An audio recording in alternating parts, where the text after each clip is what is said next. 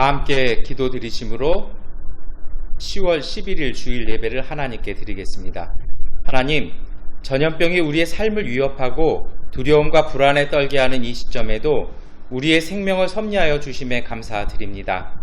마스크를 착용하고 가야 할 곳에 가지 못하는 불편함은 있지만 오히려 불필요한 말과 행동을 줄이고 다른 이의 말을 경청하며 이 사태의 원인과 오늘 우리 자신들을 돌아보는 기회 주시니 감사합니다. 겟세마네 동산에 올라서 온 힘을 다해 기도하신 주님처럼 입을 굳게 다물고 교회가 선 자리를 성찰하며 신앙인들이 걸어가야 할 진리의 길이 무엇인지 눈물로 기도하게 하옵소서. 이 사태를 보며 누군가를 지적하며 공격하고 분리하고 선을 긋는 것에서 그치지 않고 나와 우리의 교회가 예수님의 제자로 바로 서 있는지 깨닫게 하옵소서. 오늘 하루도 주님의 영광을 위하여 깊은 침묵으로 기도하기를 소망합니다. 예수 그리스도의 이름으로 기도드립니다. 아멘. 나는 전능하신 아버지 하나님 천지의 창조주를 믿습니다. 나는 그의 유일하신 아들 우리 주 예수 그리스도를 믿습니다. 그는 성령으로 잉태되어 동정녀 마리아에게 나시고 본디오 빌라도에게 고난을 받아 십자가에 못 박혀 죽으시고 장사된 지 사흘 만에 죽은 자 가운데서 다시 살아나셨으며 하늘에 오르시어 전능하신 아버지 하나님 우편에 앉아 계시다가 거기로부터 살아있는 자와 죽은 자를 심판하러 오십니다. 나는 성령을 믿으며 거룩한 공교회와 성도의 교제와 죄를 용서받는 것과 몸의 부활과 영생을 믿습니다. 아멘. 주님의 성령 지금 이곳에 임하소서.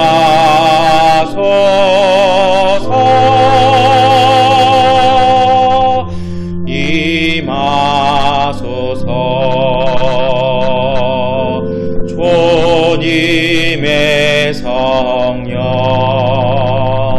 지금 이곳에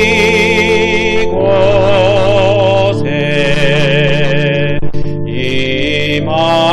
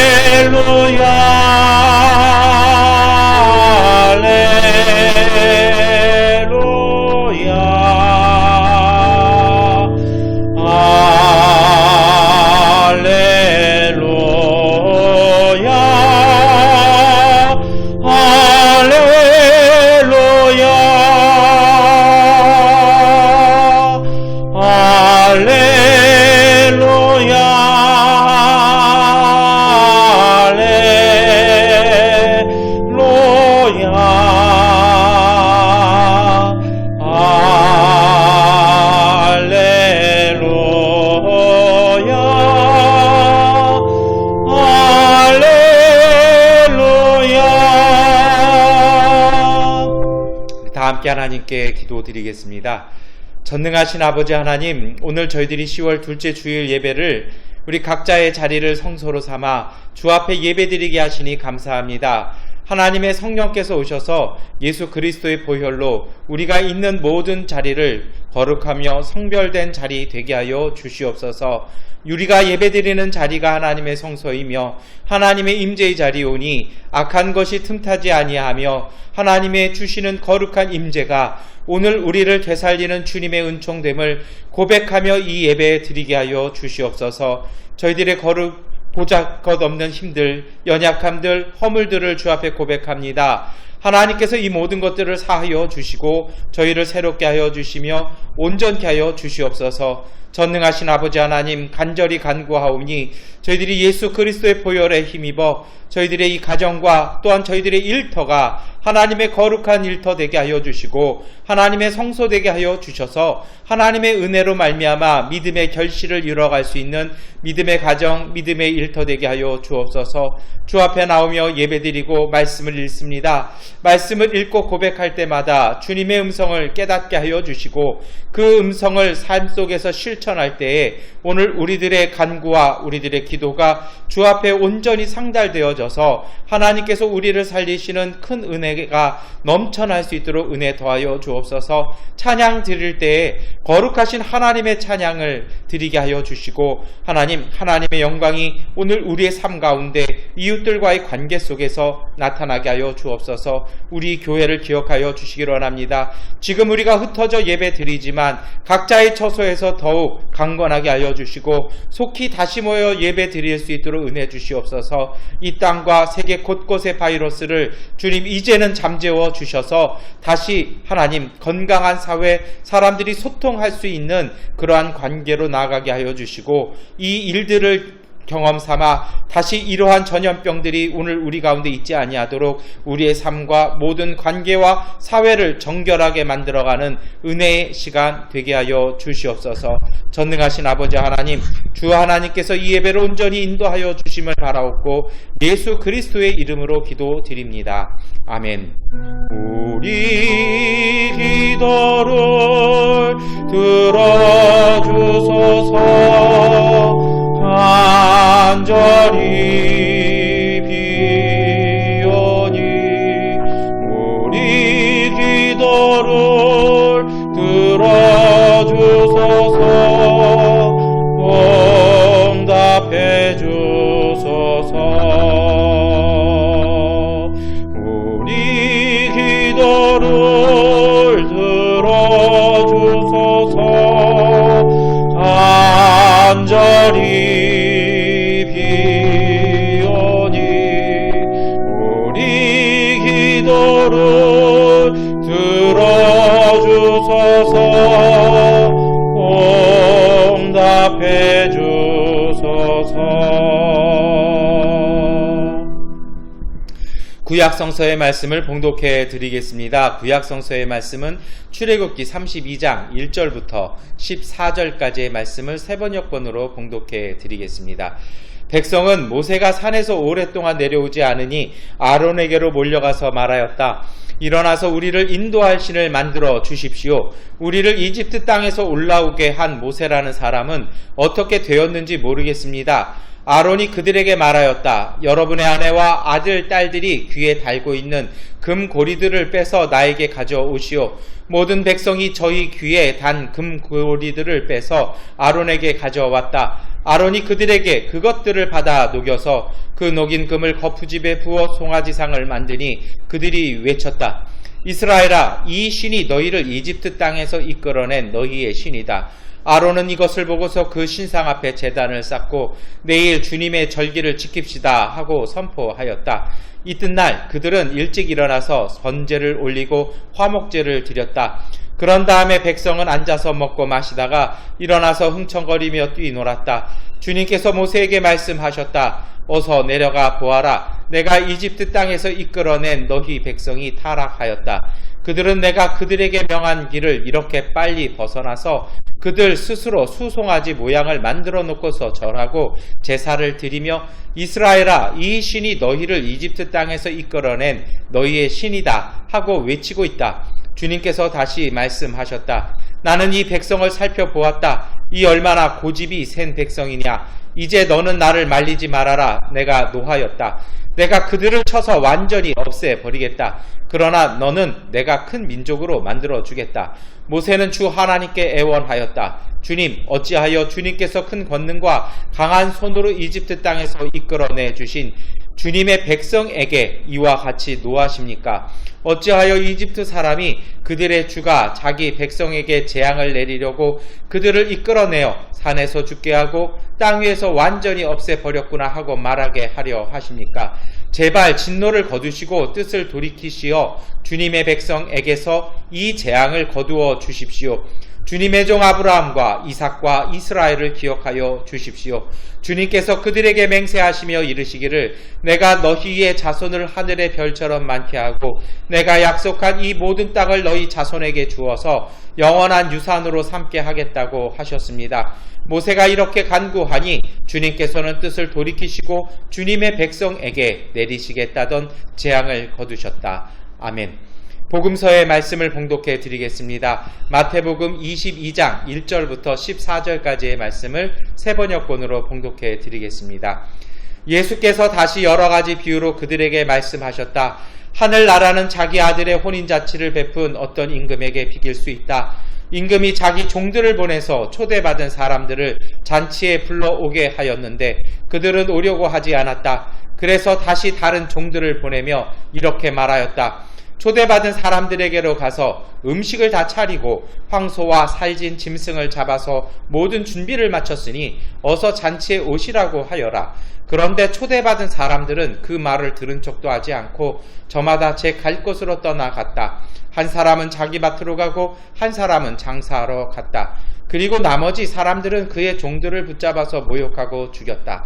임금은 노에서 자기 군대를 보내서 그 살인자들을 죽이고 그들의 도시를 불살라 버렸다.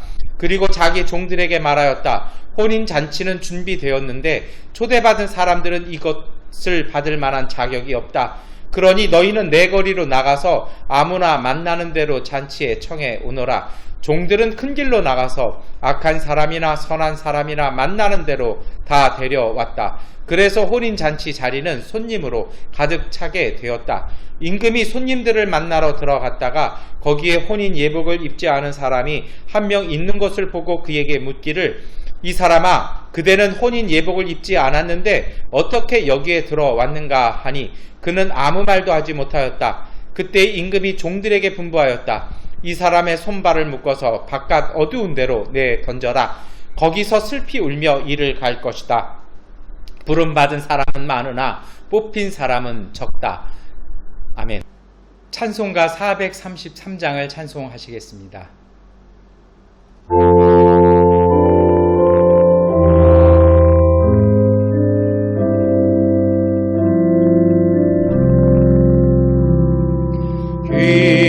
귀하신 주여 날 붙드사 주께로 날마다 더 가까이 저 하늘나라 나 올라가 주의 품 안에 노란이여 영생의 복 받기 원합니다. 공헌할 물건 나 없어도 날마다 주께로 더 가까이 내 죄를 주께 다 구하니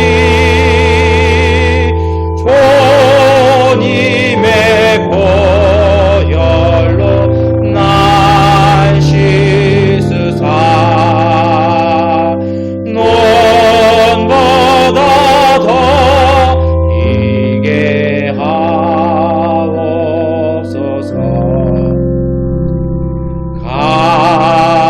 가나간 마귀 날 꿰어도 주 예수 앞으로 더 가까이 이 세상 소한 구호영심 또 초한 생각을 다 버리니 정결한 마음 내게도 주소서. 이 세상 내가 살 동안에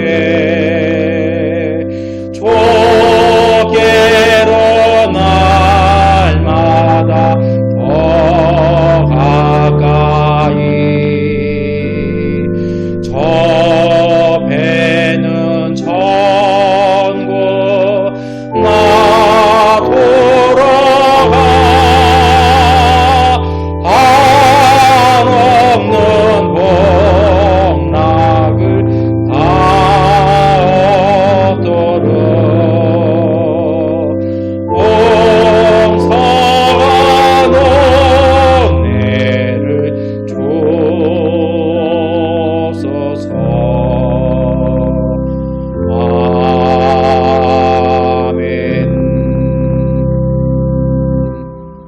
서신서의 말씀을 같은 목소리로 함께 봉독하겠습니다. 서신서의 말씀은 빌립보서 4장 1절부터 9절까지의 말씀입니다. 우리 함께 읽겠습니다.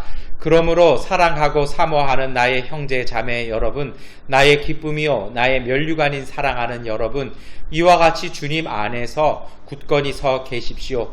나는 유오디아에게 권면하고 순두계에게도 권면합니다. 주님 안에서 같은 마음을 품으십시오. 그렇습니다. 나의 진정한 동지여, 그대에게도 부탁합니다. 이 여인들을 도와주십시오. 이 여인들은 클레멘드와 그 밖에 나의 동역자들과 더불어 복음을 전하는 일에 나와 함께 애쓴 사람들입니다. 그들의 이름은 생명책에 기록되어 있습니다.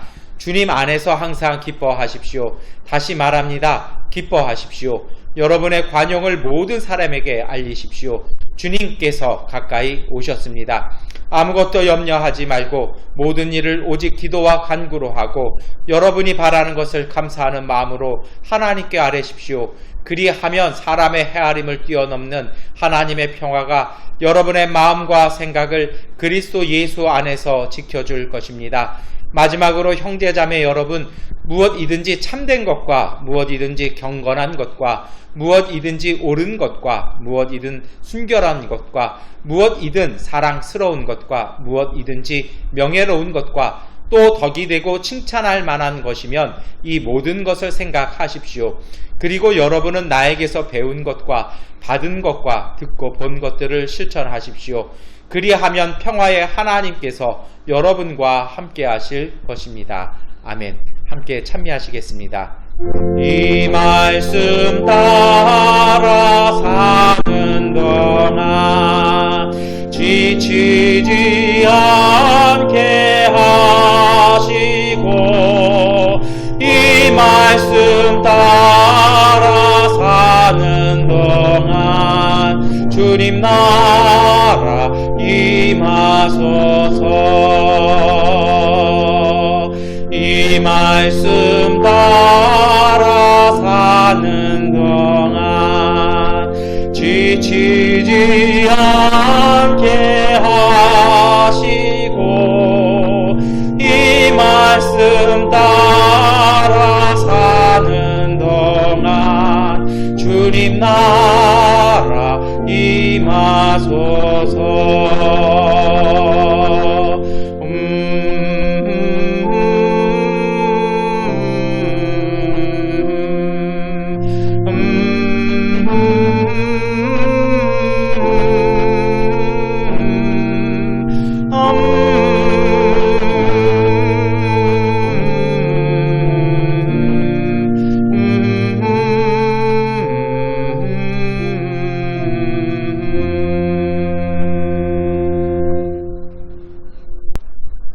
네, 우리 양옆에 계신 우리 또 가족분들과 함께 교제 인사하시겠습니다. 사랑합니다. 축복합니다. 인사하시겠습니다. 사랑합니다. 축복합니다. 아멘.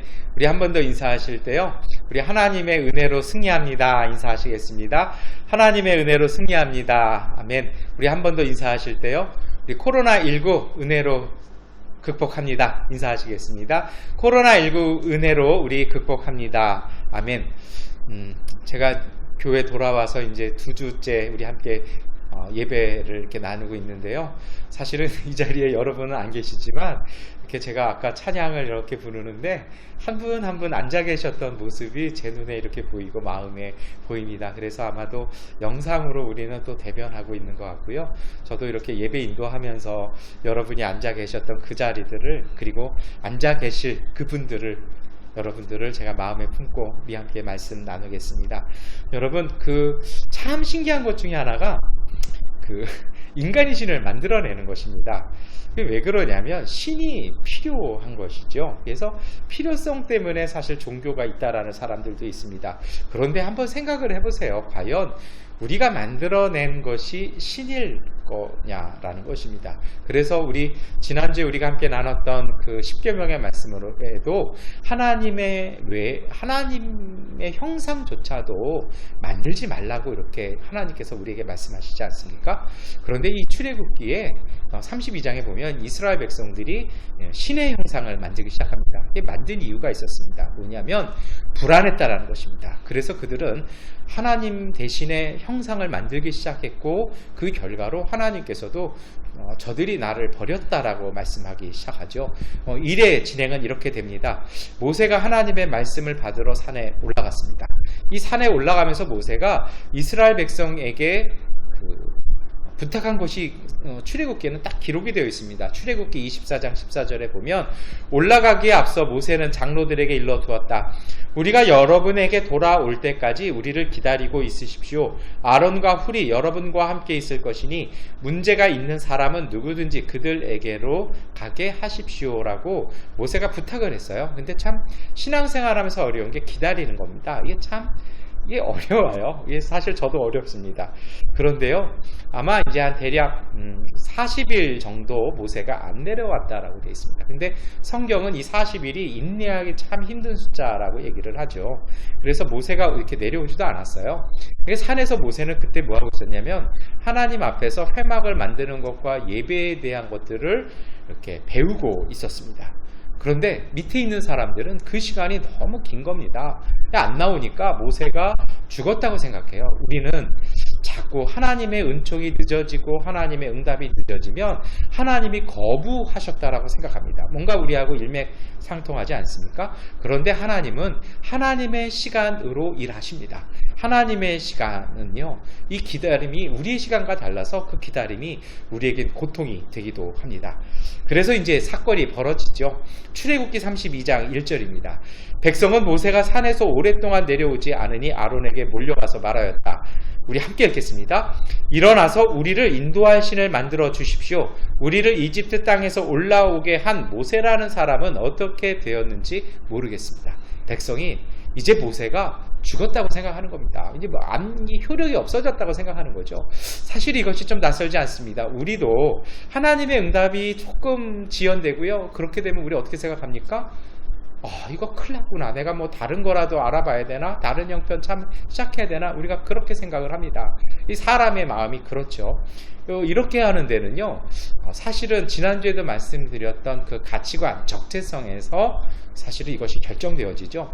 이스라엘 공동체, 이때의 공동체의 가치관이 있습니다. 그것은 뭐냐면 출애굽은 하나님의 인도하신 것이 아니라 모세가 주도했다라는 것입니다. 그러니까 내가 아는 사람이 주도한 거지 하나님이 나를 위해서 해주신 것이 아니니까 모세가 사라지는 순간 이거는 종료되었다고 생각하는 겁니다. 우리도 그렇죠. 다른 교회나 아니면 목회자나 아니면 신앙의 선배나 아니면 도와주던 사람이 싹 사라지고 나면 마음이 탁 막히는 것, 이거 극복해야 합니다. 하나님이 우리를 이끌어 가시는 것임을 기억하시기를 축원합니다. 여러분, 그래서 이것은요, 하나님은 모세의 하나님이지 내 하나님, 우리 하나님이 아니라는 신앙이 있습니다. 자기들과 직접적인 관계가 없다고 판단하는 것입니다. 그래서 모세의 부재는 하나님의 부재라고 생각을 합니다. 한국에서 예배, 대면 예배와 비대면 예배로 좀 논란을 가져왔습니다. 성전에 안 가면 우리가 예배 드리는 거 아니지 않나? 어떤 목사님들도 그렇게 얘기도 하셨어요. 이렇게 모여서 성전을 찾지 않는 예배는 효력이 없다. 근데요, 하나님은 주님의 이름을 진실로 찾아가는 모든 이들에게 하나님 임재하십니다. 그 예배 받아 주십니다. 매개체가 없는 거죠. 그런데 이스라엘은 그렇지 않습니다. 하나님과 자신들을 연결할 때는요, 매개체가 필요하다고 인식을 합니다. 하나님과의 직접적인 소통을 거부합니다. 모세가 이스라엘 백성을 준비시켰습니다. 거룩한 예법에 따라 정결하게 만들고 하나님의 산에 그들이 나갔을 때 그들이 그 선을 넘어가지 않으려고 그래요. 이것을 넘어가면 우리가 정령 죽을까 두렵습니다. 그러니 우리는 여기에 있겠고 당신이 올라가서 우리 대신에 배워서 우리에게 내려와서 말씀해 달라고 이 출애굽한 공동체는 얘기합니다. 다시 말해서요, 하나님 앞에 나아가려고 하는 그 준비되는 노력이 그들에겐 결여되어 있었다는 것입니다. 그래서 그들은 소중히 여기는 것이 있었습니다. 율법이 중요했고 제사장이 중요했고 성전이 중요했습니다. 그런데 정작 하나님은 백성 가운데 임하고 계셨습니다. 그들이 성전을 짓기 전에도, 성전을 들어가기 전에도 하나님은 이미 백성들과 함께 동행하시는 하나님이셨습니다. 오늘 우리의 삶입니다. 삶도 마찬가지죠. 우리가 하나님의 하나님의 성전인 교회에 오지 못해도 이 어려운 여정 속에 코로나19 때문에 힘든 과정 속에서도 하나님께서 여러분과 함께 계심을 믿으시기를 축원합니다. 성서의 고백은 이스라엘을 인도해 가시는 하나님이 백성 가운데 함께 하셔서 인도하신다라는 것입니다. 자꾸 이스라엘의 이 출애굽 공동체는 가시적인 것들을 통해서 하나님을 인식하려고 합니다. 신상, 건물, 거룩한 사람, 기적을 찾습니다. 그런데 여러분, 하나님의 거룩함은 인간의 것으로 다 표현할 수가 없습니다. 인간은 하나님이 보이지 아니해서 불안하고 두려워지면 우상을 만들기 시작합니다. 우리도 그렇습니다. 자꾸 지연되는 것 같고 어려워지면 확증이 필요하고 증거도 필요합니다. 사람들이 그래서 예수님에게도 증거를 보여달라고 얘기할 때 예수님이 뭐라고 하십니까? 내가 보여줄 것은 요나의 표적밖에 없다는 겁니다. 요나가 고레배 큰 물고기 뱃속에 들어가서 3일 있었던 것처럼 예수님께서 무덤에서 3일 만에 부활하신 증거 외에는 없다라는 것입니다. 여러분, 그것이 무엇일까요? 그 의미는요, 예수님이 아버지 하나님을 믿고 신뢰함으로 예수님은 죽음 가운데로 들어가셨습니다. 그리고 하나님께서는요, 예수님의 믿음을 통해서 부활시키셨다는 것입니다. 여러분, 하나님과 우리의 생각은 다릅니다. 이사야 55장 8절과 9절은 나의 생각은 너희의 생각과 다르며 너희의 길은 나의 길과 다르다. 주님께서 하신 말씀이다. 하늘이 땅보다 높듯이 나의 길은 너희의 길보다 높으며 나의 생각은 너희의 생각보다 높다. 우리가 하나님의 생각을 다 알 수 없습니다. 그런데 광야 이스라엘의 신앙은 자기 중심적으로 하나님을 재단하고 하나님을 결정하고 하나님을 판단했습니다. 하나님을 자기 중심적으로 인지하고 판단한 것입니다. 여기에서 문제가 시작되어진 것입니다. 이것이 낯설지는 않습니다. 이스라엘은 자꾸 보이는 신을 만들어 달라고 요구합니다. 모세와 함께 하나님은 실종되었다라는 것입니다. 그런데 이들에게 참 특이한 것이 있습니다. 하나님은 잊어버렸는데 하나님의 약속이었던 적과 꿀이 흐르는 땅은 더욱 간절해졌습니다. 약속의 땅이 아니라 그들은 그냥 자기들이 들어갈 땅이 소중했던 것입니다. 약속의 땅은 하나님과의 이 관계 속에서 우리에게 은총으로 주어지는 것입니다. 다시 말해서요, 하나님과 함께 있는 곳이 곧 은혜의 땅이 되는 것입니다. 이런 가운데 이러한 백성들의 잘못된 신앙과 함께 종교 지도자의 잘못이 나오기 시작합니다. 그 사람이 바로 아론입니다. 돌이킬 수 없는 잘못이 일어나기 시작합니다. 아론은 모세와 함께 하나님의 말씀을 전했습니다. 아론 역시도 하나님의 말씀을 듣기보다 자기 동생 모세가 이야기해 준 것들을 백성들이 알아듣기 쉽게 설명해 주었던 사람들입니다. 그런데 이 아론이 백성의 요구 앞에 맥없이 무너지기 시작합니다. 자기도 모르는 하나님을 만들어내기 시작합니다. 자기가 이집트 땅에서 자꾸 많이 보았고 익숙했던 것들을 만들기 시작합니다. 다시 말해서 오늘 이 금송아지 신상의 문제는 나중에 성경을 읽어보시면요, 이 일 때문에 하루 만에 이스라엘 백성 3,000명이 죽는 엄청난 비극이 생깁니다. 이 비극은요, 정말 비겁한 종교 지도자였던 아론과 무지한 백성의 콜라보로 형성되어졌습니다. 출애굽기 32장 4절부터 5절에 아론이 그들에게서 그것을 팔아 녹여서 그 녹인 금을 거푸집에 부어 송아지 상을 만드니 그들이 외쳤다. 이스라엘아, 이 신이 너희를 이집트 땅에서 이끌어낸 너희의 신이다. 아론은 이것을 보고서 그 신상 앞에 제단을 쌓고 내일 주님의 절기를 지킵시다 하고 선포하였다. 여러분, 무지한 백성의 여론에 밀려서 이것에 부합한 종교인의 거짓이 비극을 만들어내는 것입니다. 오늘 우리 사회도 그렇습니다. 몇 주 동안 말씀을 드렸습니다만 저희 같은 목회자들이 하나님 앞에서 회개할 것이 있습니다. 정말 하나님의 음성 들었냐라는 것입니다. 때로는 성도들이 듣기 좋아하는 얘기, 사람들이 좋아할 이야기를 전한다라면 그것은 바로 하나님 앞에서 심판받을 것이라는 것입니다. 참된 목자는, 참된 목회자는 참되어야 됩니다. 진실되어야 합니다. 교회는 참됨과 진실 속에서만이 그 빛을 다 할 수 있습니다. 그래서 소금은 짜야 되고 빛은 밝아야 하는 것입니다. 두려움과 무지와 비겁함이 만든 거짓 우상이었습니다. 말 잘하는 아론이 만든 화려한 금 송아지였습니다. 그런데요, 이러한 거짓 종교와 바른 신앙은 다릅니다. 이스라엘 삶 속에서 하나님의 정의가 있었습니다. 하나님은 이것을 지켜보고 계셨습니다. 산 위에 올라간 모세는 그 밑에 소식을 몰랐지만, 하나님은 산 위에서 모세와 말씀하시지만 하나님은 산 밑에 이스라엘 백성을 돌보고 계셨다라는 것입니다. 이것을 어떻게 하냐고요? 모세가 산으로 올라간 날이 40일 정도인데요. 그날 그 시간에도 끊임없이 만나는 내렸고 그들에게 끊임없이 물은 공급되어지고 있었다는 것입니다.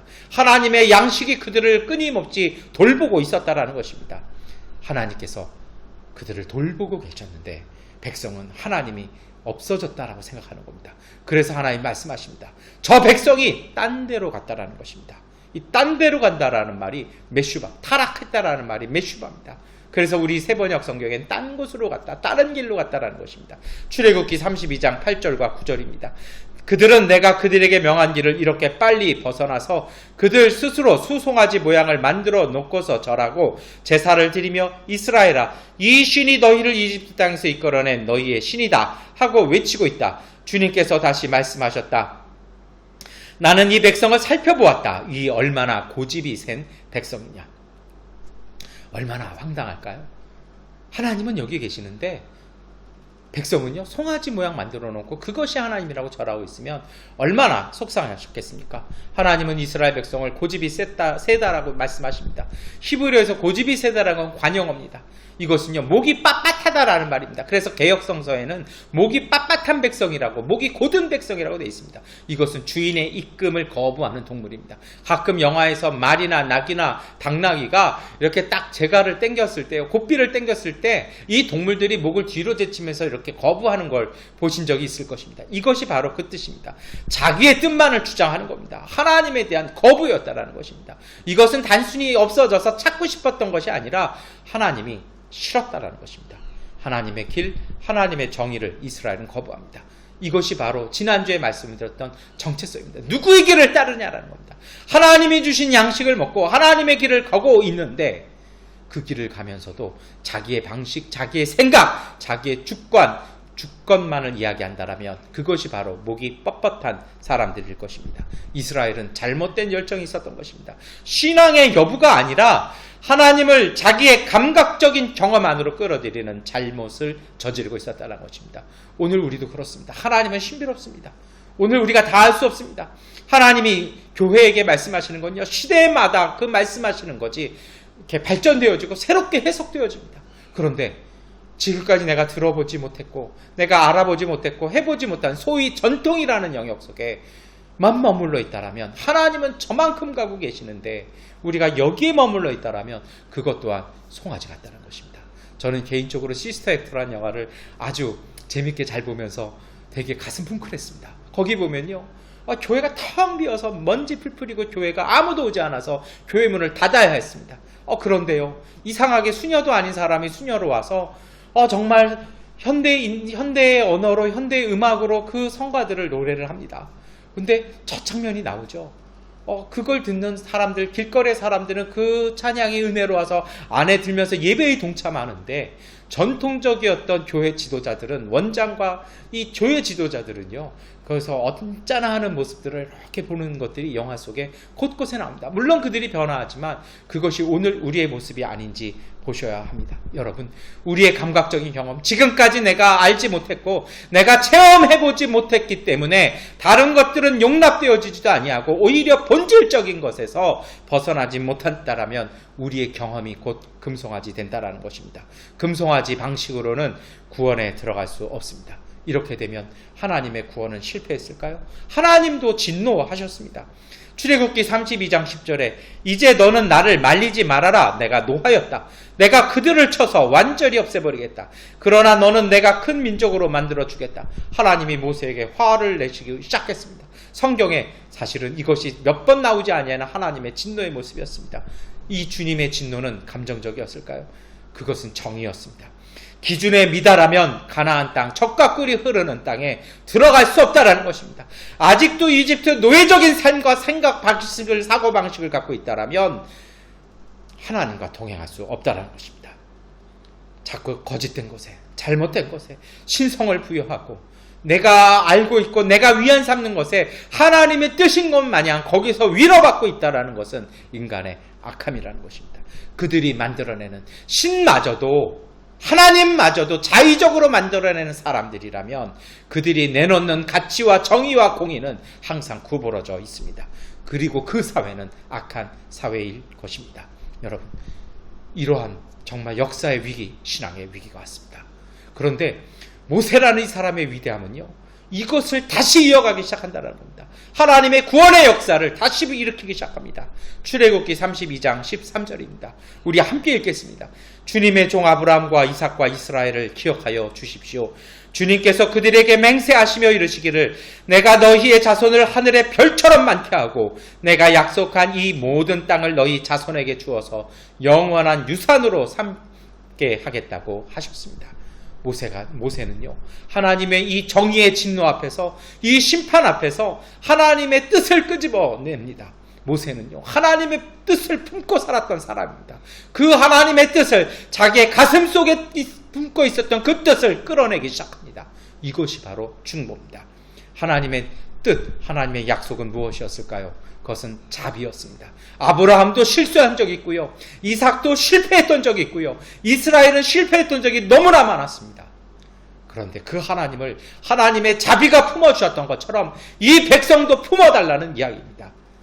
그래서 이 사람은 드디어 정말 성경예상에서 가장 위대한 기도 중에 한 기도를 합니다. 그것이 출애굽기 32장 32절입니다. 우리 같은 마음으로 함께 읽겠습니다. 그러나 이제 주님께서 그들의 죄를 용서하여 주십시오. 그렇게 하지 않으시려면 주님께서 기록하신 책에서 저의 이름을 지워 주십시오. 이 기도가 십자가에서도 이루어집니다. 저들의 죄를 용서하여 주옵소서. 저들은 무슨 짓을 하는지 알지 못합니다. 여러분, 이것이 바로 자비며 이것이 중보의 기도입니다. 백성을 위해서 모세는 자비를 실천합니다. 하나님의 역사는 하나님의 정의라는 심판 앞에서 무너지기 시작할 때 하나님의 자비를 품고 하나님의 자비를 실천하시는 분들을 통해서 이어지는 것입니다. 출애굽기 32장 14절입니다. 모세가 이렇게 간구하니 주님께서는 뜻을 돌이키시고 주님의 백성에게 내리시겠다는 재앙을 거두셨다. 하나님의 역사가 다시 이어지고 있는 것입니다. 여러분, 이 출애굽기 이스라엘 신앙 공동체 안에는 두 신앙이 함께 공존했습니다. 우리 가운데도 마찬가지입니다. 우리 마음 안에도, 우리의 신앙 안에도 두 가지의 마음과 신앙이 공존하고 있다는 것입니다. 첫 번째로는 이스라엘 백성의 실패한 신앙입니다. 이스라엘이 생각하는 신앙의 모습이 있었습니다. 하나님과 은총은 가시적인 존재라는 겁니다. 기적이 보이면 그들은 하나님을 신뢰했습니다. 예수님을 믿었습니다. 빵이 있으면 예수님을 믿었습니다. 그러나 고난이 있으면 예수를 버려두고 도망갔던 것이 바로 사람들이었습니다. 이것은요, 사귐이 아니라 하나님과의 사귐, 하나님과의 이 아가페적인 사랑의 관계가 아니라 신앙은 목적과 필요를 채워주는 거래라는 것입니다. 내게 도움이 되면 하나님을 믿습니다. 그런데 하나님이 도움이 되지 않는 것 같으면 과감하게 버리는 신앙이 있습니다. 그래서 하나님을 믿는 영역이 있고 하나님과 상관없이 살아가는 내 영역이 있습니다. 미얀마에서 제가 정말 가슴 아프게 체험한 것이 있습니다. 교회를 택하는 목표는, 이 기준은 내 신앙과 공동체의 신앙이 같냐라는 겁니다. 내가 그 공동체의 고백과 같냐라는 것입니다. 근데 제가 미얀마에서 이렇게 지켜보고요, 다른 국가 한인 목사님들하고 쭉 얘기해보면 다들 마음 아파하는 게 있습니다. 교회를 비즈니스의 기준으로 삼는다는 겁니다. 어느 교회 가야 내 사업에 더 도움을 받고, 어느 교회를 가야 내가 그 국가에 얼마나 정착하는 데 도움받을 수 있는지가 교회의 기준이 되어서 교회를 철새처럼 옮겨 다니는 분들이 있습니다. 주의 종이라는 분들, 선교한다는 분들, 하나님의 일을 한다는 분들도요, 필요가 채워지면 교회를 무슨 단계처럼 옮겨 다니는 분들 제가 많이 봤습니다. 그건 잘못된 신앙입니다. 교회는 신앙을 고백하고 하나님과 교제하는 곳이지 내 필요를 채워가는 것이 아닙니다. 정말 가슴 아픈 분들도 많습니다. 미얀마어를 공부하기 위해서 미얀마 교회를 간다는 분들도 봤습니다. 미얀마어를 연습하기 위해서 저에게 미얀마 설교를 시켜달라는 분도 봤습니다. 어떻게 예배가 언어 공부하는 코스가 될 수 있겠습니까? 기본이 잘못된 것입니다. 그런 분 치고 선교 잘하시는 분, 목회 잘하시는 분 저는 못 봤습니다. 그건 아닙니다. 하나님은 그건 길에서 벗어났다라고 말씀하십니다. 이 길에서 벗어났다라는 말이 그리스어 성경으로 바꾸면 이것이 바로 타락입니다. 이중적인 의미가 있죠. 하나님의 길에서 벗어나 세상의 길로 돌아가 버렸다는 겁니다. 하나님께서 세상의 길에서 끄집어내셔서 하나님의 길을 가게 했는데 하나님의 길에서 벗어나 다시 세상의 길로 돌아가 버렸다는 것입니다. 이것이 바로 타락입니다. 우리가 매일마다 다시 보아야 할 것입니다. 두 번째 신앙이 있습니다. 둘째 위기를 막아낸 모세의 신앙이었습니다. 이 모세의 신앙은요, 하나님의 마음과 약속을 신뢰하는 신앙입니다. 눈에 보이지 아니하도, 내게 도움이 되지 아니하여도 모세는 하나님의 약속을 품고 가기 시작합니다. 단 한 번도 모세가 백성에게 박수받았다는 내용이 나오지 않습니다. 물론 성경은 사람을 영웅화하는 것을 싫어해서 피해갔을 수도 있습니다. 그런데요, 모세가 백성에게 존경받고 있었다라면 그렇게 와서 항해됐을까요? 그렇게 와서 돌멩이 들고 와서 협박했을까요? 모세가 품었던 건 백성의 사랑, 백성의 존경이 아니었습니다. 모세는 하나님의 마음과 약속을 품은 것이었습니다. 그래서 그는 하나님의 마음을 알기에 진노하시는 하나님을 막아섰던 것입니다. 동족을 살리기 위해서 중보기도 했습니다. 하나님의 마음, 하나님의 자비를 실천함으로 하나님의 뜻이 온전히 이루어지게 하여 역사가 이루어지게 하였습니다. 여러분, 우리도 이 코로나19 가운데, 이 길고 긴 전쟁 가운데서요, 우리의 광야 가운데 서 있습니다. 기나긴 전염병과의 싸움에서 어느덧 하나님이 보이지 않는 것 같습니다. 상황을 따라 만들어낸 주관적인 판단이 오늘 우리를 위협하기 시작합니다. 상황의 인생이 결정된다고 믿는 순간 우리는 위험 가운데 들어가는 것입니다. 상황이 우리를 결정하는 것이 아니라 우리가 도피하려는 가시적인 것들을 의존하려는 그 순간이 우리의 신앙이 유혹받고 있는 차례라는 것입니다. 우리의 신앙은 하나님의 약속을 품고 혼란을 극복해야 되는 것입니다. 하나님의 자비로 이웃을 위한 중보의 삶을 살아야 됩니다. 하나님은 우리보다 높습니다. 하나님의 뜻은 우리보다 더욱 깊습니다. 하나님은 문제보다 더 크신 분이고요, 하나님은 코로나19보다 더 위대하신 창조주 하나님이십니다. 그래서 이것을 위해서 우리는 그 신앙에 합당한 삶을 살아야 됩니다. 신앙의 바른 길 걸어가야 됩니다. 성경은 종종 이 신앙에 합당한 삶을 옷이라고 표현합니다. 그것은 아마도 유목민족이었던 이스라엘 사람들의 문화에서 나오는 것 같았습니다. 예수님은 오늘 그것을 가지고 하나님 나라를 설명하기 시작합니다. 이것이 우리가 읽었던 복음서 마태복음 22장의 말씀입니다. 마태복음 22장은 예루살렘과 격렬한 갈등과 대립 가운데 예수님께서 말씀하신 내용입니다. 예수님은 십자가에 매단 사람들이 있었습니다. 우리가 흔히 생각하는 것처럼 바리새인들이 아니었습니다. 예수님과 바리새인들이 끊임없이 율법을 보고 이야기는 했지만 바리새인들이 공격적인 행동을 한 것은 아니었습니다. 예수님에게 공격적인 행동을 하고 결정적으로 예수 그리스도를 십자가에 매단 사람들은 대제사장이었습니다. 그리고 장로들을 포함한 예루살렘의 지배 세력이었습니다. 정치적인 내 기득권이 위협받았기 때문이라는 것입니다. 오늘 이 마태복음 22장은 예루살렘에 예수님께서 올라가셔서 성전을 정화하신 사건 이후에 극렬하게 숨가쁘게 진행이 되어집니다. 마태복음 21장을 보면 정말 정신없이 대립이 극렬화되어집니다. 예루살렘에 입성하시자 사람들이 환호하기 시작합니다. 예수님께서 성전을 정화하시면서 말씀하십니다. 내 아버지의 집은 기도하는 집이지 강도의 속을, 장사치의 속을 아니라고 예수님이 선언하기 시작하십니다. 그리고 예수님은 예루살렘을 나가시면서 무화과 나무를 저주하십니다. 열매 없는 나무는 마를 것이라고 말씀하셨습니다. 그리고 이어서 그것을 듣고 그 소식 듣고 쫓아온 이 분개한 대제사장들과 장로들과 논쟁하기 시작합니다. 무슨 권위로 이런 일을 행했냐라는 것입니다. 우리가 몇 주 동안 살펴봤습니다. 이 권위가 하늘에서 왔는지 땅에서 왔는지, 과연 당신이 어디 출신이고 과연 어떤 코스를 밟아서 그러한 권위로 이야기하느냐고 얘기합니다. 그러한 그들의 공격 속에 예수님은 비유를, 두 아들 비유, 소작인의 비유를 통해서 참된 권위란, 참된 신앙과 참되게 하나님의 말씀을 전하는 사람에 대해서 이야기했던 것입니다. 곧 실천과 열매였습니다.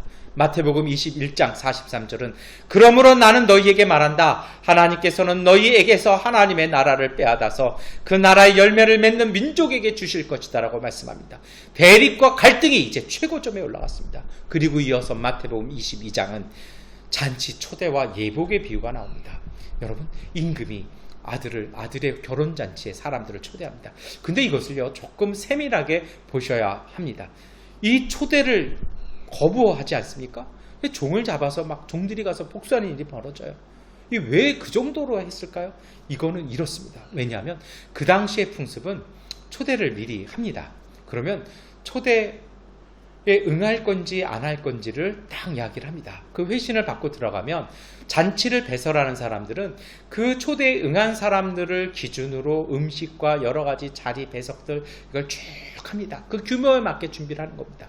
그리고 정말 초대 잔치를 여는 날이, 초대의 날짜가 딱 되면 아침에 다시 종들을 보내서 안내하기 시작합니다. 때로는 멀거나 때로는 몸이 불편한 사람에게는 자신이 갖고 있는 교통수단을 제공하기도 합니다. 이것이 오늘날에도요 정말 이렇게 공적인 권위가 있는 그런 예전이나 의전을 하는 자리에 가면 지금도 그렇게 합니다. 아침에 전화해서 다시 확인하지 않습니까?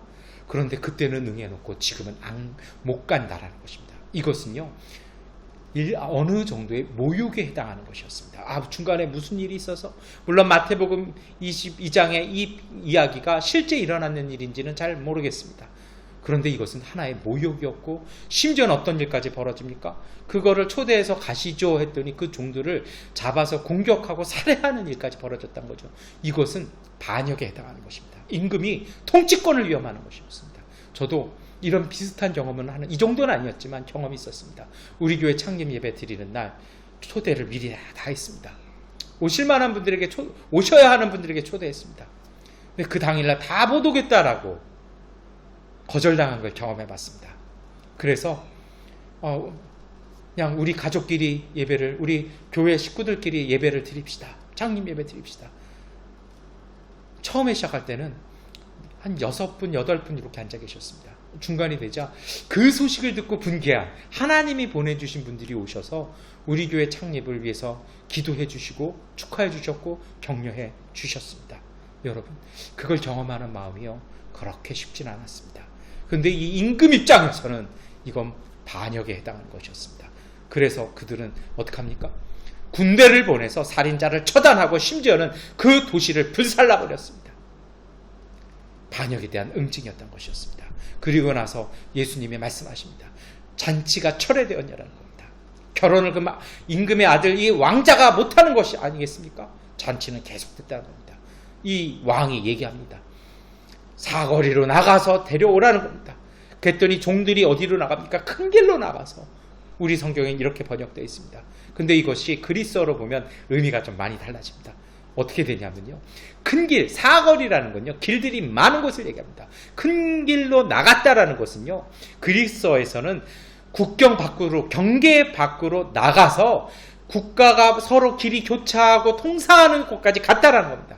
다시 말해서 유대라는 지역 밖을 나가버렸다라는 겁니다. 아무 사람이든 어떠한 인종이든 만나서 초대했다라는 겁니다. 그래서 손님이 와서 가득 찼다라는 것입니다. 그렇게 해서 잔치는 진행되었습니다. 근데 여기에 또 다른 반전이 일어납니다. 임금이 분노했습니다. 손님들을 만나서 이렇게 인사하려고 나왔는데 한 사람이 앉았는데 혼인 예복 없이 왔다라는 것입니다. 그리고 얘기합니다. 왜 예복이 없습니까?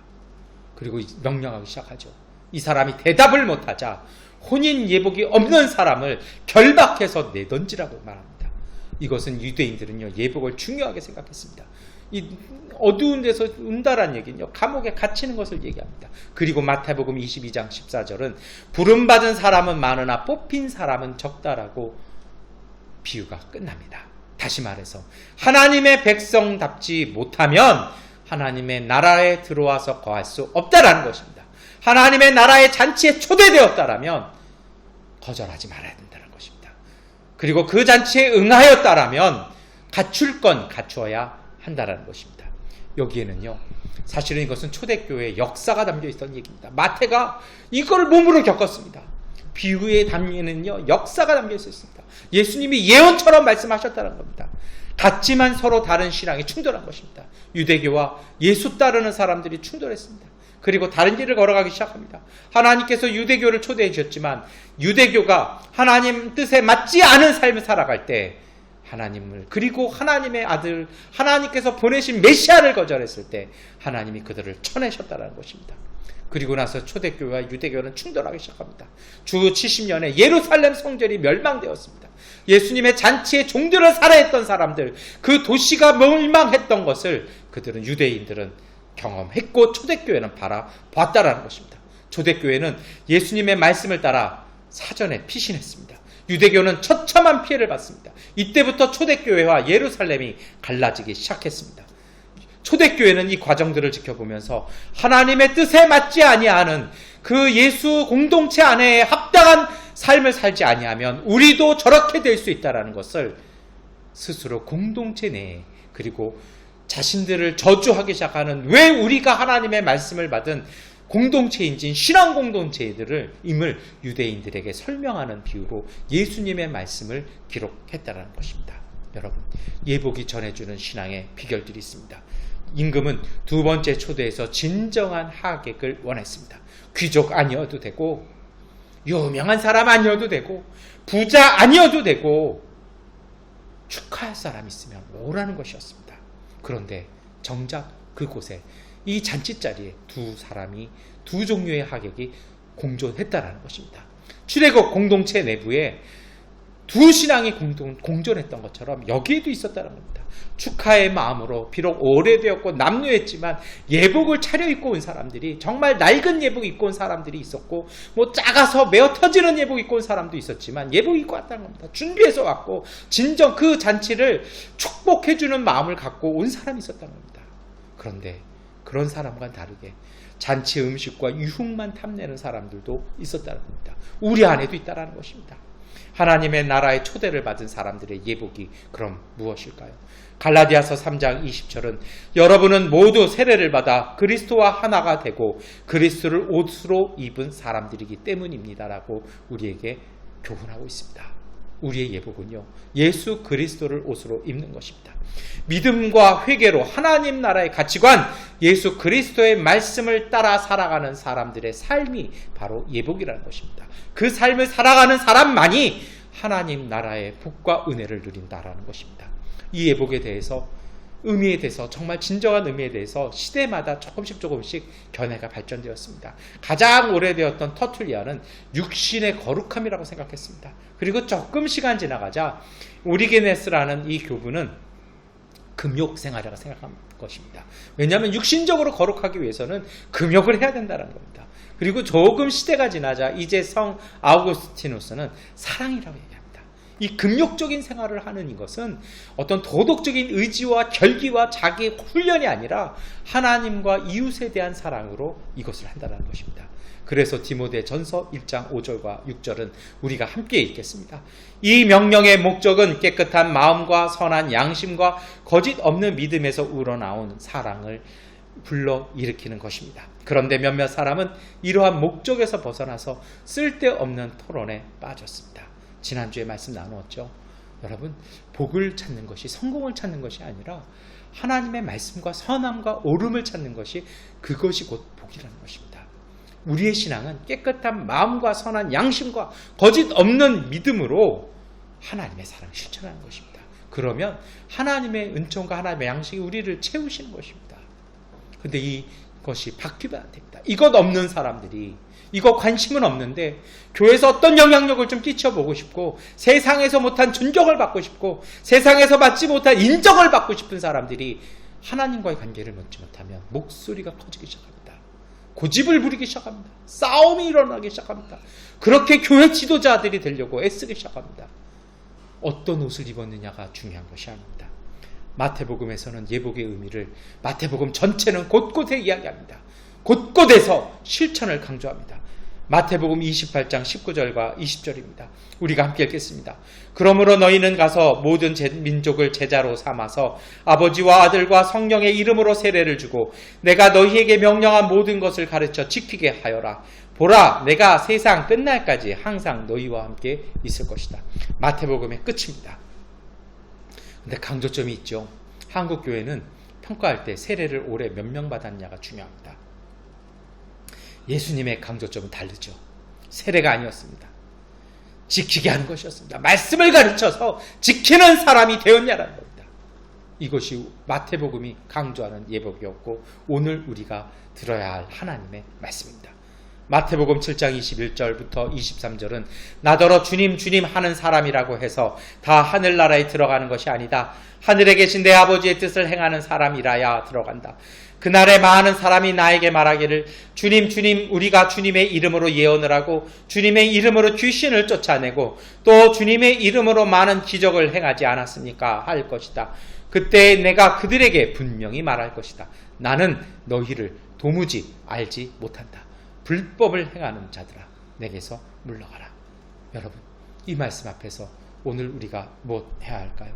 사도 바울은 빌립보서의 말씀을 통해서 하나님의 말씀을 우리에게 전합니다.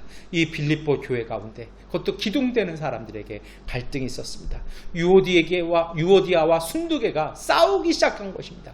그리고 이 얘기가 멀리 떨어져 있는 이 사도 바울의 귀에까지 들려와서 이 두 사람의 싸움 때문에 교회가 힘들어지게 되었다라고 얘기가 들어왔습니다.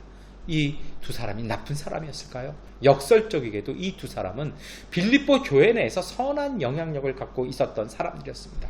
그런데 이러한 훌륭한 신앙의 지도자들이 왜 싸웠을까요?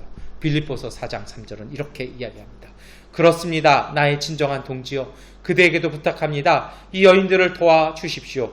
이 여인들은 글레멘드와 그 밖에 나의 동역자들과 더불어 복음을 전하는 일에 나와 함께 애쓴 사람들입니다. 그들의 이름은 생명책에 기록되어 있습니다.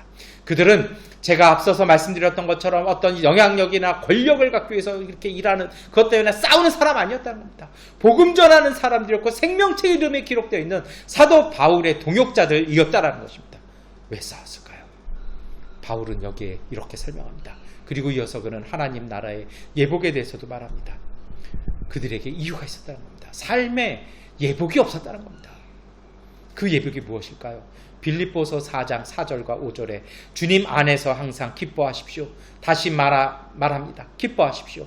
여러분의 관용을 모든 사람에게 알리십시오. 주님께서 가까이 오셨습니다.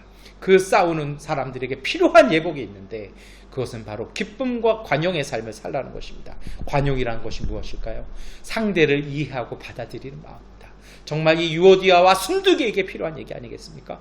그런데 이 관용은요 조금 다를 수 있습니다. 이 관용이 되기 위해서는 이렇게 되는 겁니다. 주님 안에서 같은 마음을 품으십시오. 서로가 서로를 받아들이는데 이것이 가능하기 위해서는요 어디서입니까? 예수 그리스도 안에서입니다. 바울이 정말 많이 사용했던 말입니다. 그리스도에서는 이것을 엔 크리스토스라 얘기합니다. 하나 예수님 안에서 예수와 함께 같이 나누는 예수의 성령이 우리를 하나 되게 하는 그 마음 품으라는 겁니다. 이렇게 기쁨과 관용이 가능한 이유가 있습니다. 예수님께서 가까이 오셨다는 것입니다. 이 갈등이 생긴다는 건요 뭔가 이 부족함이 있는 결여된 상태입니다. 그러니 뭔가 하나를 선택해야 되는데 다 담을 수가 없는 거죠. 그런데 예수님이 가까이 계십니다. 예수님께서 오셔서 그 부족함을 채워주세요. 그러면 할 수 있는 거라는 겁니다. 두 번째 이유가 있습니다. 예수님께서 오셔서 그리스도의 평화가 갈등을 그 고통을 그 싸움을 회복시켜 주시기 때문에 우리가 관용할 수 있는 것입니다. 이것은 감사로 드리는 기도의 삶으로 이어집니다. 그래서 빌립보서 4장 6절과 7절의 말씀입니다. 우리 함께 읽겠습니다. 아무것도 염려하지 말고 모든 일을 오직 기도와 간구로 하고 여러분이 바라는 것을 감사하는 마음으로 하나님께 아뢰십시오. 그리하면 사람의 헤아림을 뛰어넘는 하나님의 평화가 여러분의 마음과 생각을 그리스도 예수 안에서 지켜줄 것입니다. 염려는요 어떨 때 염려하냐면 이 상황이 자기의 통제권 밖에 있는 것을 걱정하는 것입니다. 사실은 염려라는 말의 이 라틴어 뜻은 미래의 짐을 오늘 대신 지는 것입니다. 내일 져도 될 걸 오늘 땡기는 거죠. 그래서 신앙은 어떻게 하는 겁니까? 이 염려를 기도의 제목으로 바꾸는 것입니다. 내 상황, 우리의 통제권 밖에 있습니다. 코로나19 속에서 일하시는 여러분, 그렇지 않습니까? 여러분이 경영하시는 권한 밖에 있습니다. 상황이 어떻게 될지 모릅니다. 그래서 염려하시잖아요. 기도는 이것을 하나님의 주권에 맡기는 것입니다. 그래서 바울이 염려하지 말고 기도와 간구하라고 얘기하는 것입니다. 감사는 기도의 응답입니다. 하나님의 평화가 있습니다. 기도할 때 성령께서 우리의 마음 평화를 주십니다. 상황이 먼저 바뀌는 것이 아닙니다. 하나님이 우리에게 평화를 주십니다. 그 하나님의 평화, 주님의 평화 에이레네가 우리 안에 그 평화가 넘쳐나기 시작하면 우리가 그 상황을, 하나님이 우리를 통해서 그 상황을 주관하시는 것입니다. 그것이 바로 예수 그리스도 안에서 일어나는 것입니다. 이렇게 되면 싸울 일이 없는 것입니다. 이것이 바로 샬롬입니다. 모든 생명력이 풍성한 상태로 만들어 가시는 것입니다. 자신의 삶을 하나님과 함께 열어가는 믿음의 삶이 되는 것입니다. 하나님이 안 보이는 것 같지만 두려워하지 아니하는 겁니다. 하나님은 송아지 신상에 들어가 계신 분이 아니라, 하나님은 매출 전표에 있는 하나님이 아니라 오늘 우리와 함께 하십니다. 우리와 동행하십니다. 우리의 일터 속에, 우리의 가정 속에, 우리가 만나는 모든 이웃과의 만남 속에 하나님은 함께 계십니다. 광야 이스라엘이 가시적인 존재를 신으로 인정했던 실패를 극복해야 합니다. 하나님의 임재를 고백하고 드리는 이 기도와 간구, 그것이 하나님의 평화, 하나님의 은총을 우리 가운데 이끌어 오는 것입니다. 하나님은 말씀해 주시고 약속해 주셨습니다. 민수기 24장 8절에 함께 읽겠습니다. 너는 그들에게 이렇게 말하여라. 나 주의 말이다. 내가 나의 삶을 두고 맹세한다. 너희가 나의 귀에 들리도록 말한 그대로 내가 반드시 너희에게 하겠다. 가끔 기도를 놓칠 때가 있습니다. 부득이하게 놓칠 때가 있습니다. 솔직히 제가 갖는 생각은 아깝습니다. 해보니까 기도한 대로 받더라고요. 기도한 만큼 받더라고요. 더 받을 수 있었는데 못 받는 거 얼마나 안타까워요. 관용을 추구하기 위해서 여러분, 이 그리스도의 예복에 참여하기 위해서는 감사와 기도와 간구의 삶을 사셔야 됩니다. 이렇게 됐을 때 우리는 주님 안에서 같은 마음을 품는 것입니다. 빌립보서 2장 5절은 여러분 안에 이 마음을 품으십시오. 그것은 곧 그리스도 예수의 마음이기도 합니다라고 바울이 우리에게 권면하지 않았습니까? 이러한 신앙이, 이러한 예복이 어떻게, 어떤 모습으로 구체적으로 보이냐고요. 그것은 빌립보서 4장 8절, 오늘 우리가 함께 읽었던 말씀입니다. 한 번 더 함께 읽겠습니다.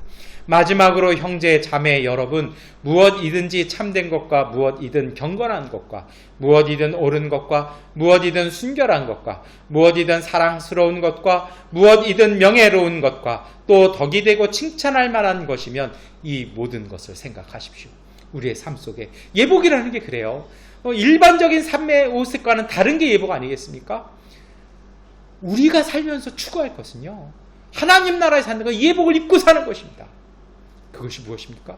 오늘 바울은요, 자기가 체험한 것이었습니다. 참된 것, 경건한 것, 옳은 것, 순결한 것, 사랑, 명예, 덕을 추구하는 것이 하나님과 동행하는 삶을 사는 것이었다는 것입니다. 먹을 거, 입을 거, 어떻게 즐거울까, 어떻게 쾌락을 누릴까, 어떻게 유명해질까, 어떻게 더 많은 영향력을 가질까, 이것이 아니라 참되고 경건하며 옳으며 순결하며 사랑하며 명예로우며 덕된 것을 추구하시기를 바랍니다. 세상에서는 고리타분한 소리라고 합니다. 그러나 이것이 우리를 하나님에게로 이끌어가며 하나님의 임재를 경험하게 하는 길입니다. 하나님 나라에 초대되었다라면 실천함으로 예복을 입으십시오. 이것들을 어떻게 덕스럽고 경험하며 참되며 순결한 것들을 실천하심을 통해서 하나님의 거룩한 예복을 입으셔야 합니다. 그래서 신약 성경의 예복은 하나님의 성품을 실천하는 것이라 얘기하죠. 빌립보서 4장 9절은 그리고 여러분은 나에게서 배운 것과 받은 것과 듣고 본 것들을 실천하십시오. 그리하면 평화의 하나님께서 여러분과 함께 하실 것입니다라고, 오늘 우리가 하나님의 예복을 입고 예수 그리스도께서 전한 우리에게 은총으로 주신 하나님 나라의 삶을, 적과 꿀이 흐르는 땅에서의 생명과 은혜와 평화의 삶을 살아갈 수 있다라고 우리에게 권면하고 있는 것입니다. 여러분, 우리가 예수 그리스도의 가르침 실천할 때 예복 입고 하나님 나라에 잔치 참여하는 것입니다. 이스라엘은 모세가 보이지 않자 하나님과의 끝이라 생각해서 금송아지를 만드는 타락의 길로 접어들었습니다. 하나님의 이 진노라는 역사의 위기 속에 모세는 하나님의 약속을 품고 자비의 마음으로 기도함으로 하나님의 심판을 멈추어 그것을 은총의 자리로 바꾸어 나갔습니다. 같은 신앙 안에 이처럼 거짓과 참됨이 공존하는 것처럼 우리에게도 참된 믿음과 거짓된 종교가 공존하는 것입니다. 예수님은 하나님께서 자비로 초대해 주신 하나님 나라의 잔치는 예복을 입은 사람들만이 참여해서 기쁨 누리는 것이 아니라고 말씀하시고, 마태는 이 예복이 주님의 말씀을 실천하는 것이라고 오늘 우리에게 하나님의 말씀을 전하고 있습니다. 사도 바울은 이 예복을 입고 실천하는 것은 예수 그리스도의 인총으로 서로를 받아들이는 관용의 기쁨으로 살아가며 감사로 드리는 기도를 통해서 주시는 하나님의 평화로 삶을 극복하면서 온전하고 선한 것들을 추구하는 삶을 실천하는 것이라고 우리에게 하나님의 뜻을 전하고 있습니다. 코로나19가 장기화됐습니다. 삶의 빛이 잘 보이지 않습니다. 믿음 또한 흔들릴 수 있는 이때입니다. 우리의 일터가 정상적으로 다시 회복될 수 있을까? 잘 보이지, 길끝이 잘 보이지 않습니다. 이러한 이때 우리는 하나님의 말씀을 마음과 삶에 품어서 실천해서 하나님의 거룩하신 임재와 역사를 체험하는 은총으로 우리를 살리고 이웃을 살리는 모세의 역사를 이어나가는 주님의 거룩한 백성 되시기를 축원합니다. 하나님이 보이지 않아서 미래가 불안하고 흔들릴 때가 하나님 앞에서 그 신앙의 예복을 맞춰 입고 그 기쁨을 전하는 그 잔치의 시작을 세상에 전하는 그 시간 되는 것입니다. 기도하겠습니다. 전능하신 아버지 하나님, 우리의 길이 잘 보이지 않아 막막하며 삶의 기초가 흔들리고 있습니다. 이러한 길 위에 마음의 중심을 잡으며 영혼의 확신을 통해서, 믿음의 확신을 통해서 삶의 기초를 다스리는 주님의 사람들 되게 하옵소서. 어려울수록 세상의 환경에 마음 빼앗기지 않고 주님의 말씀을 풀어 실천함으로 반석 위에 주춧돌을 놓아 새로운 은총의 길을 만드는 하나님의 사람들 되게 하옵소서. 예수 그리스도의 이름으로 기도합니다. 아멘. 찬송가 279장을 찬송하시겠습니다. 279장입니다.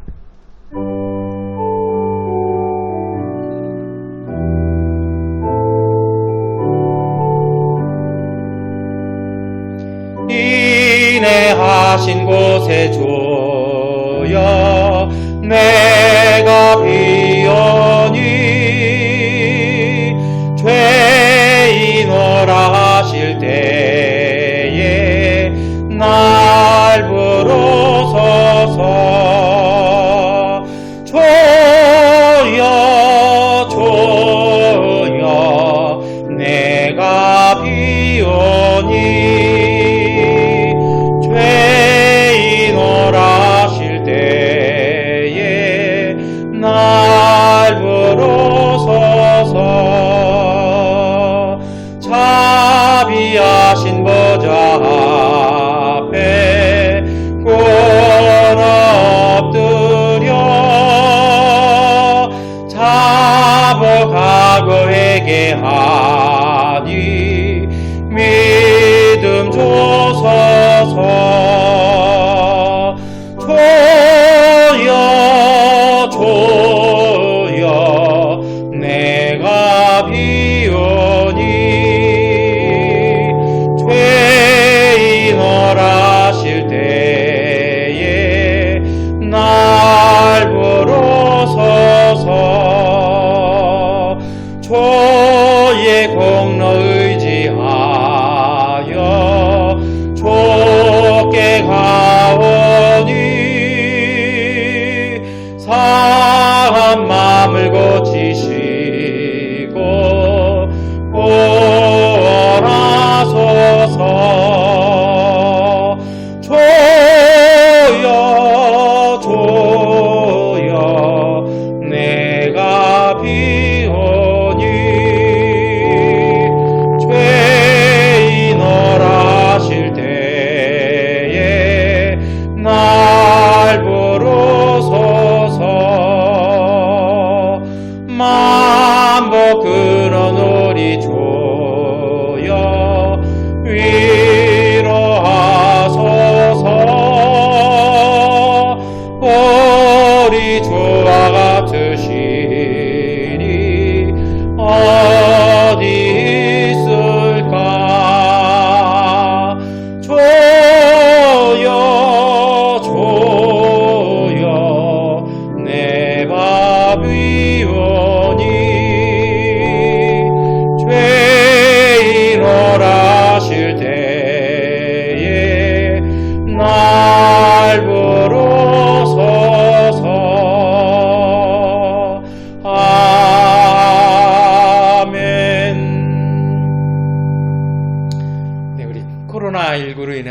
가지 좀 활동이 제약받고 있는 이 시간을 우리 좀 삶을 바꿔보셨으면 좋겠습니다. 우리 손과 발로 일하는 시간이 아니라 기도와 믿음으로 일하는 시간 되시는 걸로 한번 해보셨으면 좋겠습니다.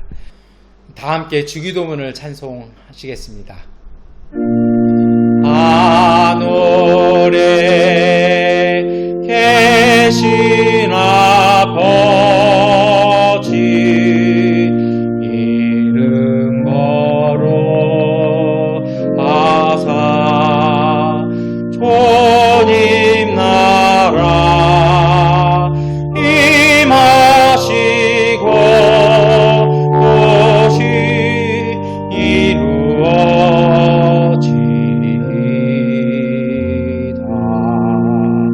일용할 양식 주시고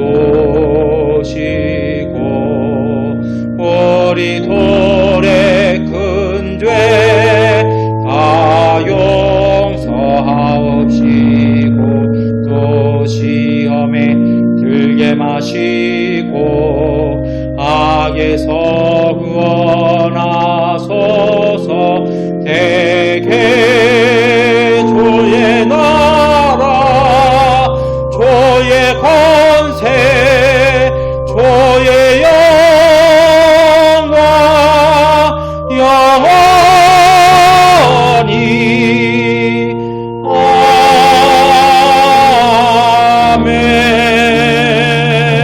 아멘. 지금은 우리 주 예수 그리스도의 은혜와 아버지 하나님의 극진하신 사랑하심과 보혜사 성령님의 위로와 인도하심이 예수 그리스도를 구주로 고백하여 세례를 받고 예수님의 가르침을 지켜 행함으로 하나님의 평화 가운데 은총의 새로운 길을 걷기로 결단하는 미얀마 한인연합교회 가족들 가운데 넘치도록 함께 하시기를 간절히 축원하옵나이다. 아멘.